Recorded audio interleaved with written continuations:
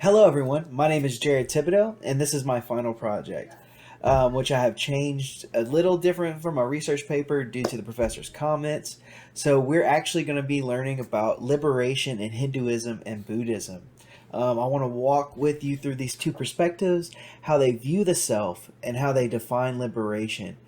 And this affects their influences of ethical practices, social roles, and even meditation techniques. I'll also touch on how these traditions have evolved and what they might offer us today. Please excuse me for butchering the pronunciation of a lot of these words, but let's get started. I'm excited.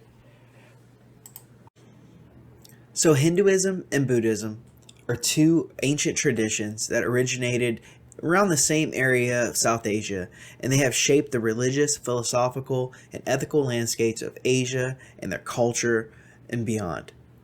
Both traditions share not only a geographical commonality, but foundational concepts such as karma, rebirth, and the notion of liberation from the endless cycle of life and suffering known as samsara. However, their distinct views on the nature of self fundamentally shape their respective paths to spiritual freedom. While Hinduism holds that there is an eternal, unchanging self called the Atman, Buddhism rejects this concept and instead teaches that the self is an illusion, advocating for the doctrine of Anatman, or non-self. These differing beliefs influence how each tradition approaches liberation or moksha in Hinduism and nirvana in Buddhism. So in Hinduism, the ultimate goal of life is moksha, the liberation from samsara. It is achieved through when an individual realizes that the Atman, or the true self, is ultimately identical to Brahman, the infinite, unchanging reality that is the source of all of existence. This realization involves a profound metaphysical insight into the unity of everything. We are all connected. In fact, the Upanishads, the core philosophical text of Hinduism, is their authority and key to ending the cycle of samsara. Once one recognizes that their true nature is not separate from the Brahman, the illusion of individuality falls away, and liberation can finally be obtained. It is an experience of union with the infinite, where individual consciousness merges with the universal consciousness. This insight can be achieved through various spiritual paths, including jnana, which is knowledge, bhakti, which is devotion, and karma, action. And I really like this example from the Upanishads, which he says one of the teachers asks his student to bring him a fig. Open it, says the teacher. What do you see? And the student says, some very small seeds, sir. And the teacher says, open one of those small seeds. What do you see there? The student says, none at all, sir. Truly, from what you cannot see, the whole fig tree grows. That is reality. That is the Atman. Thou art thou. That art thou. And this encapsulates the core teaching, that it highlights the perceived division between them as a product of ignorance and limited perception. So it's all about the perception that this reality of the Brahman is so interwoven that we are actually a part of it. And once we achieve that, we get rid of the illusion that hinders that sight, we can retrieve liberation. So what we see in contrast is Buddhism completely rejecting the notion of an eternal, unchanging self. Buddha taught that attachment to the idea of a permanent self is the root cause of suffering. According to the Buddhist doctrine, the self is not a singular absolute entity, but is instead composed of 5 combinations: form, sensation, perception, mental formations, and consciousness.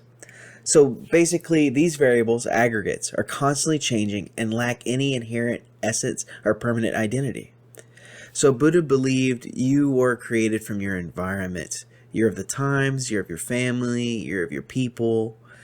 The belief in a fixed permanent self leads to the attachment, craving, and suffering. The Buddhist path to liberation is centered on the realization of impermanence and the emptiness of all phenomena. The goal of nirvana is not the union with the divine, as in Hinduism, but a complete cessation of suffering. In fact, nirvana is often described as the blowing out of the flames of desire, ignorance, and attachment. These three poisons keep you going in the cycle of samsara. Achieving nirvana requires insight into the true nature of reality, which is cultivated through practices such as meditation, mindfulness, and ethical conduct. So, these contrasting ideas about self and metaphysical stances result in different approaches to spiritual practices. Hindu spiritual practices such as yoga, meditation, and devotion often focus on the cultivation of union with Brahman, or the deepening of devotion to a personal deity. In Hinduism, yoga is more than just a series of postures as a form of exercise or stretching. Instead, yoga is meaning to yoke with God, and it consists of 8 different disciplines. They must abstain from sins such as theft, violence, sex, greed, and dishonesty. They must observe themselves and tolerate other people. They must also do these physical postures, known as asana, which are familiar to what we call yoga in the Western sense. Work on breathing control, withdrawal of the senses, mental concentration, instilling of the mind, meditation, and even contemplation. Whereas in Buddhism, we see meditation, particularly in the Vipassana sect of Buddhism, is focused on developing insight into the impermanent and independent nature of reality, leading to a direct understanding of a non-self. Buddhist monks are expected to spend hours each day in meditation. In fact, the Mahayana schools of Buddhism also emphasize compassion meditation. Meditation in Buddhism is not merely a means of relaxation, but it is a tool of developing profound insight to the nature of existence. By cultivating mindfulness and awareness of the present moment, practitioners of Buddhism can begin to break free from the delusions that sustain the false sense of self.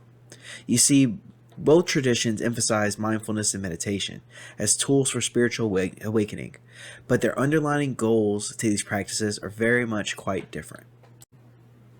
You see, the difference between moksha and nirvana also has significant implications for social and ethical practices. In Hinduism, the concept of dharma, or righteous duty, plays a central role in one's spiritual journey.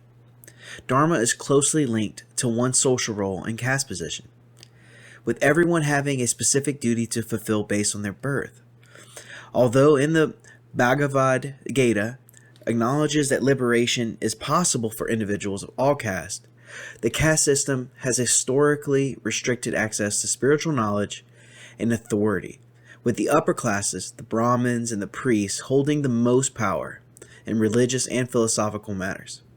The caste system has also created social hierarchies that have influenced the spiritual lives of many individuals, with certain groups having greater access to the practices and teachings necessary for obtaining moksha. We see Buddhism in stark contrast. It arose as a reform movement that explicitly rejects the caste system and the authority of the Brahmin priesthood. The Buddha teachings were accessible to all, regardless of their caste or social status. He emphasized ethical conduct, mental discipline, and personal insight as the means to liberation, rather than just birthright or ritual. The early Buddhist Sangha, which is community, was open to all, and the Buddha encouraged men and women from all social backgrounds to join the order. This equal ethos is a key feature in Buddhism. So ethical conduct in both traditions is considered a necessary component to the path of liberation. Though the motivation behind each one is different, you see in Hinduism, ethical action is tied to one's dharma and the accumulation of good karma, which helps the soul progress towards moksha.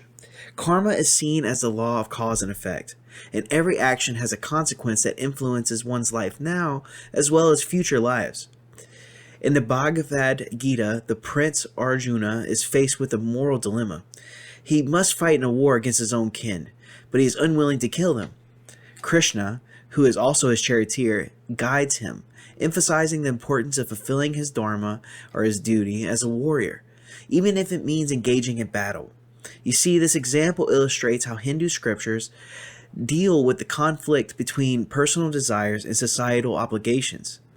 In Buddhism, we see ethical conduct is essential for calming the mind and developing the wisdom necessary to see through the illusion of self. The Eightfold Path, which includes right speech, right action, right livelihood, and right action, effort, concentration, and mindfulness is a guide for ethical living that helps cultivate the mental discipline and insight necessary for liberation. You see, life involves suffering.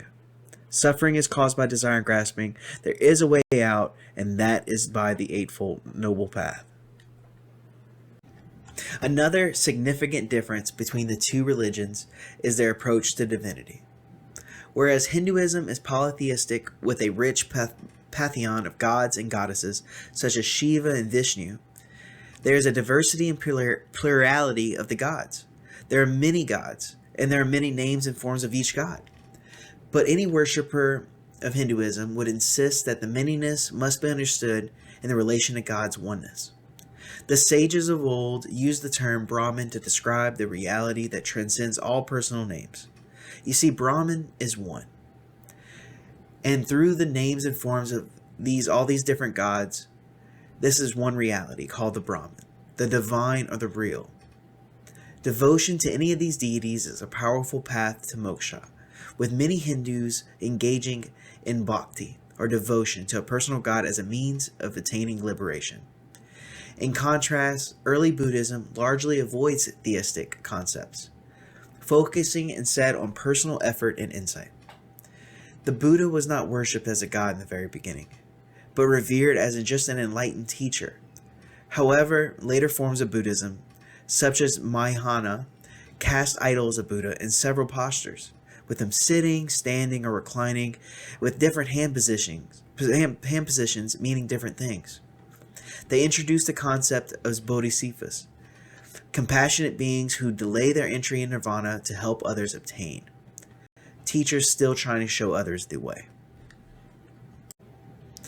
So, despite their differences, both Hinduism and Buddhism have evolved over time and have developed a wide range of interpretations. For example, some Hinduism asserts that the non-duality of the Atman and Brahman propose that liberation is a realization that there is no fundamental distinction between the self and the ultimate reality. In Mahayana Buddhism, the doctrine of sunyata, or emptiness, extends the insight of non-self to all phenomena, emphasizing that everything is interdependent and lacks inherent existence. These new philosophical developments and basically them growing to the times show that both traditions are dynamic and have continued to evolve, responding to cultural and historical shifts. So, in the modern world, practitioners of both religions increasingly engage with each other's teachings and practices. Some Hindus adopt Buddhist practices such as mindful meditation, while some Buddhists embrace devotional practices of Hinduism, like yoga, traditionally where it was a Hindu practice, has become widely popular in the West and is now practiced by many Buddhists. And in our new global age, spiritual seekers are often drawing from both traditions, blending practices to find a way out of suffering. In the Hindu and Buddhist traditions, mandalas are created as temporary symbolic circles that represent the entire world in a microcosm. This blending practices suggest that despite doctrinal differences, both traditions offer valuable insights into the nature of suffering, the self, and the path of liberation. The ongoing dialogue between Atman and An-Atman is not an argument but a mutual exploration of the path of spiritual freedom.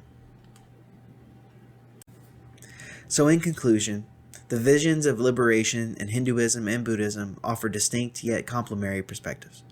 Hinduism sees moksha as a realization of the eternal self and its union with the Brahman, while Buddhism sees nirvana as the end of suffering through the realization of non-self and impermanence.